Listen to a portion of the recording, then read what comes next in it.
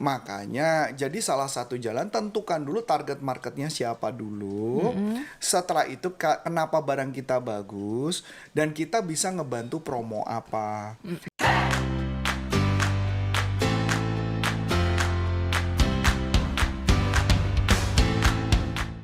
Halo sahabat sales dimanapun Anda berada, jumpa lagi dengan saya Melani dalam YouTube channel Coach Antonius Arif yang membahas tentang selling dan marketing.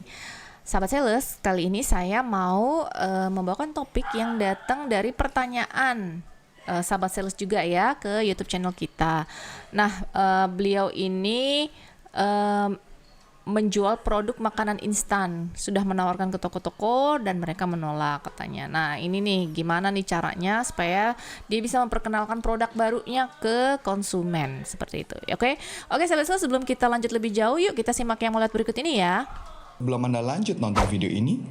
Silakan Anda subscribe, like, dan share kepada teman-teman Anda sehingga channel ini bisa bertumbuh.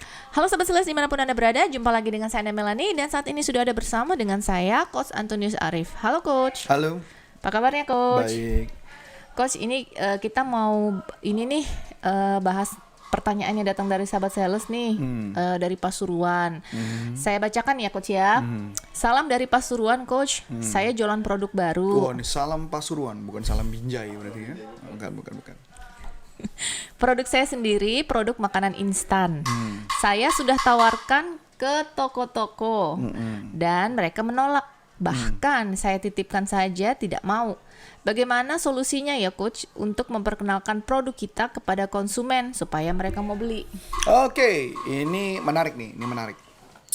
Jadi beberapa waktu yang lalu saya pernah ada orang yang mengontak saya dan ini ada di YouTube kita juga ada, yaitu tentang produk makanan kaldu, kaldu Jepang. Ya, jadi teman-teman kalau dengar suara ketokan bakso ini bakso Makuan Magelang gitu ya. Ini langganan para karyawan kami nih ya. Jadi sengaja dia makin kencang suaranya karena dia dekat lokasi kantor. Jadi supaya orang-orang turun beli makanan Bakwan Malang kami ya. Ini bukan sponsor. Ini bukan sponsor. Apalagi salah satu pembelinya Adi yang di sini. Oke, kita lanjut. Jadi saya menyarankan kepada dia adalah kalau jualan sesuatu lebih baik tentukan dulu ini yang suka siapa. Yang suka siapa dulu. Nah, pertama, yang suka siapa? Nah, kalau produk tersebut nggak ketahuan siapa yang suka, produk itu dititip, orang nggak mau. Kita logika aja deh, misalkan saya nitip nih barang makanan nih ke warung-warung, apakah semua warung pasti mau? Ya nggak bakal mau. Karena resik persatu, kalau barang itu rusak nanti jaminannya ke mereka, problemnya di mereka. Sama ketika saya ngebantu salah satu perusahaan nugget di Jogja. Sama, apakah seluruh orang counter-counter yang pada jualan makanan frozen food mau? Ya nggak mau. Makanya jadi salah satu jalan tentukan dulu target marketnya siapa dulu. Setelah itu kenapa barang kita bagus dan kita bisa ngebantu promo apa. Nah tapi buat teman-teman yang toko yang belum bisa jualan toko, berarti yang harus Anda lakukan adalah saran saya main banyak di media sosial atau banyak main di toko online dulu. Nah itu juga yang dilakukan oleh perusahaan yang makanan kaldu Jepang. Nah kenapa dia waktu itu jualan yang gagal di kaldu Jepang? Karena dia menitip-nitip di warung atau di toko-toko yang nggak ada hubungan dengan bisnis mereka. Contoh, kaldu Jepang itu saya tanya target marketnya siapa? Dia bilang target marketnya remaja. Saya bilang, saya juga orang penggemar makanan Jepang. Tapi makan kaldu, selama saya pergi ke Jepang, saya nggak pernah makan kaldu. Saya makan kaldu di mana? Bukan di Jepang, tapi di Gandari City, gitu kan? Kenapa? Artinya setelah saya pulang Gandari City, kemudian saya coba, loh kok enak ya? Enak gitu loh. Jadi artinya kok target marketnya bukan saya. Jadi target marketnya siapa? Saya tanya. Iya, memang target marketnya adalah remaja. Umur berapa? Target marketnya umur 16 gitu kan. 16 sampai 22. Oh, 22 21. Umur saya udah itu udah lewat kan, nggak mungkin. Nah pertanyaan saya, terus dititipnya di mana? Dia bilang dititipnya ke tempat-tempat makanan organik. Lah saya tanya, sejak kapan remaja makan makanan organik gitu kan? Remaja nggak mungkin makan organik, dia ada yang makan junk food gitu loh, makan manis-manis, nggak make sense. Oh iya ya coach ya, ya itu maksud saya. Ya kan kari itu kan organik. Iya gue paham, kari itu organik. Tapi yang jadi masalah adalah orang-orang tua kayak saya ini, apakah makan kari Jepang? Kan enggak. Betul nggak? Nah pertanyaan menarik. Ibu Ana juga sama kan? Makanan kari Jepang dimasakkan buat anak-anak after setelah kita tahu bahwa anak-anak suka, betul nggak? Nggak mungkin kan Ibu Ana ujuk-ujuk dia beli makan kari Jepang, nggak mungkin kan? Kita kan nggak ngerti itu makhluk apa itu binatang kari Jepang itu kan. Jadi maksud saya kadang itu yang suka salah kaprah di makanan jenis makanan instan. Coba kalau kita bayangkan lah kalau jadi lemonilo lah. Lemonilo kan sekarang juga lagi naik daun tuh. Tapi pertanyaan apakah Lemonilo waktu pertama kali gimana cara dia mempromosinya? Di media sosial dulu pasti. Di media sosial, artis cuman bikin ada bukan artis ya. Chef-chef terkenal memasak Lemonilo pakai gaya chef. Lama-lama orang jadi penasaran, cari-cari. Nah, ketika mereka cari-cari, mereka mulai cari di warung, ada nggak Lemonilo? Baru ditawarkan ke sana. Yang paling gampang adalah kalau memang target marketnya dewasa, mendingan masuknya ke modern market walaupun boncos. Karena potongan biayanya akan sangat tinggi. Tapi balik lagi, itu anggaplah cost of promotion. Kalau mainnya di modern market. Jadi balik lagi, ini target marketnya siapa dulu? Makanan instan, buat siapa target marketnya? Target marketnya misalnya contoh buat orang-orang kantoran, titipnya di mana? Di warung-warung? Ya nggak mungkin. Siapa yang mau ke warung-warung orang kantoran? Saya juga udah lama nggak pergi ke warung, kan gitu maksudnya kan? Jadi nggak make sense gitu loh. Jadi balik lagi, target marketnya apa? Sama kayak waktu itu juga ada yang pernah nanya ke saya, Coach, aku jualan pakaian dalam wanita. Oke, terus target marketnya siapa? Dia bingung. Pokoknya siapa aja mau beli. Nggak bisa begitu dong. Tentuin dulu target market siapa. Ya kalau mohon maaf gitu, celana dalam wanitanya seksi banget apa enggak? Kalau enggak, berarti untuk siapa nih? Oh, untuk pemakaian sehari-hari. Oke, deal.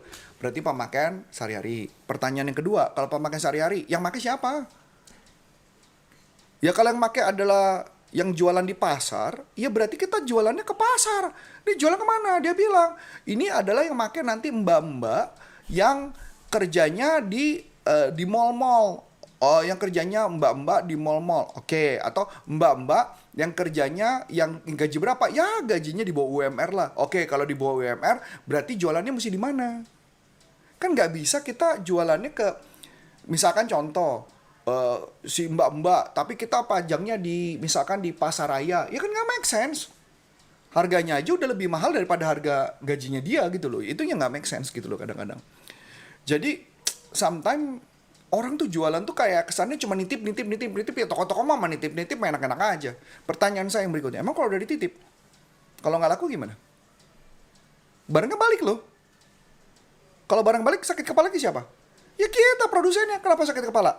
Bayangin nggak? Nih coba contoh nih ya. Nih kita ngomong nih kayak ke Adi deh yang paling gampang deh, Di. Adi misalnya nitip barang, Di. Lu nitip bikin makan instan. Saya nggak tahu makan instannya apa. Apakah nasi goreng instan, apakah mie instan, atau whatever apapun instan. Nah, ya. Misalkan Adi nih, duitnya modalnya terbatas. Adi mau nitip kepada toko-toko. Satu toko mau dititip 10. Berarti berapa? Kalau 10 toko berarti berapa? 100 pack. Pertanyaan saya, 100 pack Adi cetak dong, bikin dong, kirim dong. Modal Adi, dar. Dengan harapan berdoa, yakin, ya Tuhan semoga laku. Ternyata nggak laku. Sebelum Anda lanjut nonton video ini, silakan Anda subscribe, like, dan share kepada teman-teman Anda sehingga channel ini bisa bertumbuh. Ternyata bulan depan Adi datang, ternyata yang laku 2. Tapi Adi harus nitip lagi di 5 toko lagi. Apa nggak boncos tuh? Ini yang sering banget terjadi, begitu juga di beberapa customer. Kenapa penjualan suka tidak happen? Karena itu. Makanya kayak kemarin saya pernah naik nih di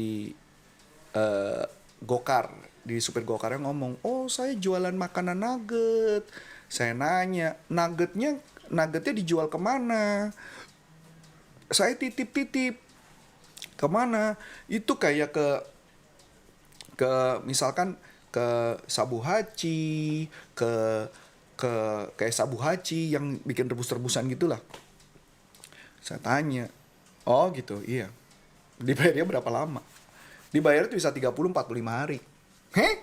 Iya, 30-45 hari. Oke, titip berapa banyak? Ya saya cuma sanggup titip 3 Pak. Kenapa nggak lebih? Modalnya nggak ada. Nah itu yang jadi isu berikutnya. Kadang-kadang jualan, kalau modalnya nggak besar, dan bukan berarti kalau mama nanti barangnya nggak laku gimana? Akan jadi problem balik lagi ke kita. Berarti solusinya apa? Solusi cuma satu. Gimana caranya kita ngebantu sell out-nya. Si penjual itu bertanggung jawab pertama meng-create market. Yang kedua, dia menciptakan sell out-nya.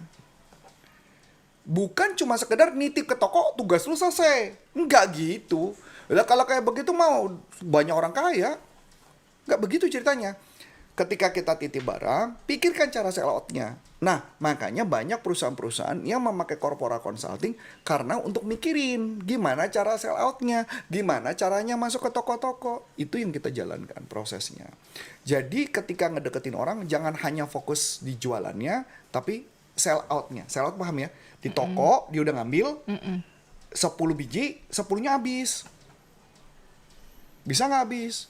Kadang-kadang, gini contoh deh Adi nih. Adi nih jualan misalkan, satu makanannya anggaplah 1.500. Ya kan? Adi nitip nih ke toko. Adi jual harganya 1.000. Ya dong, kan ya nitip kan dengan asumsi 1.000. Adi modal dasarnya, harga usernya adalah misal 2.000. Toko ambil untung 1.500. Berarti Adi ada untung 500 perak dong. Dengan asumsi kalau laku. Totonya ada nelfon Adi. Nelfon nih. Pak Adi, saya tertarik Pak, mau beli. Berapa harganya? 2.000. Kan harga user. Orangnya ngomong, boleh nggak saya beli 1.700? Kira-kira boleh nggak? 1.700. Lu jual ke toko 1.000? Boleh. Nah kan? Serakah kan? Paham nggak maksud aku? Paham nggak Bona? Kenapa saya bilang serakah? Karena dia tidak membantu toko, tapi dia ngebantu kantong dia. Oh, karena dijual di toko 1.000. 1.000. Karena dia berasumsi kalau 700 perak, dia dapat tambahan 700 perak. Buat dia profit. Makanya pertanyaannya, tokonya laku nggak? Enggak. Kalau toko nggak laku, keuntungan dia di jangka pendek memang dia dapat besar, di jangka panjang dia rugi. Itu yang saya sering temukan di beberapa industri kalau jualan nitip barang di toko. Di mana orang mau beli harga mahal, karena kita berasumsi kurang profit diambil. Itulah yang dulu kenapa saya menjual Epson last format menjadi laku Bu Ana. Jadi saya tidak membypass si toko itu, tapi saya malah berapa harganya? 2.000, bisa 1.700 nggak? Oh mohon maaf nggak bisa. Jadi gimana nih kalau saya mau beli? Gini deh, saya bantu mau nggak? Mungkin kamu dapat harga 1.600 nih, bisa lebih murah. Emang bisa? Bisa. Adi teleponin ke toko A. Bos, toko A nih, ini ada customer mau beli nih. Berapa? Ya lu kasih 1.600 lah. Lu kan berarti udah untung lagi dong tambahan 100. Pertanyaan, toko itu jadi utang budi nggak sama Adi? Utang budi, bakal ngambil lagi nggak? Ambil lebih banyak. Jangka pendek kita bukan rugi ya, profitnya berkurang, tapi jangka panjang dia ngambil terus menerus. Itu yang sering tidak dipraktekkan ketika berbisnis ke toko. Masuk akal. Ini karena Coach Arif itu sudah berpengalaman ya dengan toko-toko. Betul, dulu ya. Karena banyak orang yang kayak gitu yang ngerasa gue dapat profit. Makanya kayak Adi tadi gue tanya juga jawabannya begitu kan?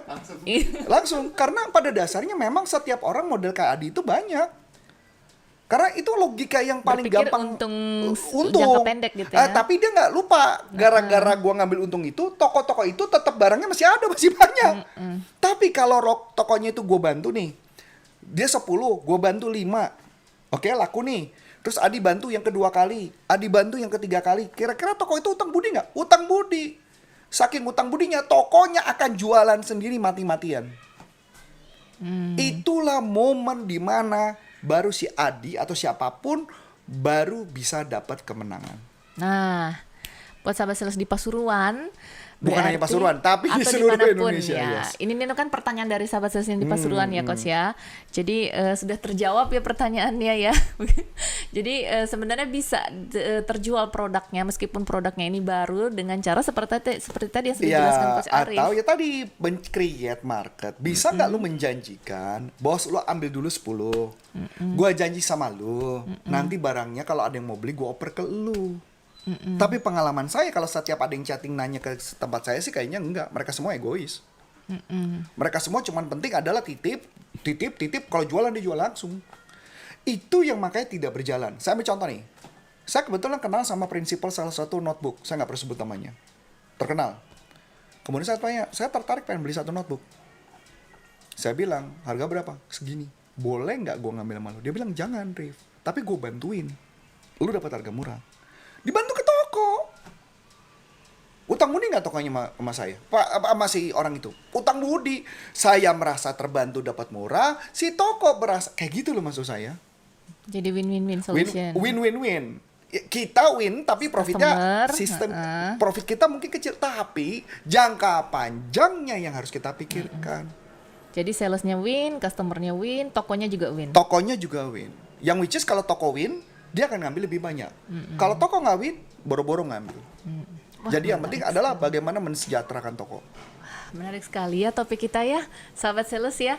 Nah, kalau sahabat sales masih banyak pertanyaan seputar topik kita kali ini, yuk langsung dilayangkan saja ke YouTube channel kita.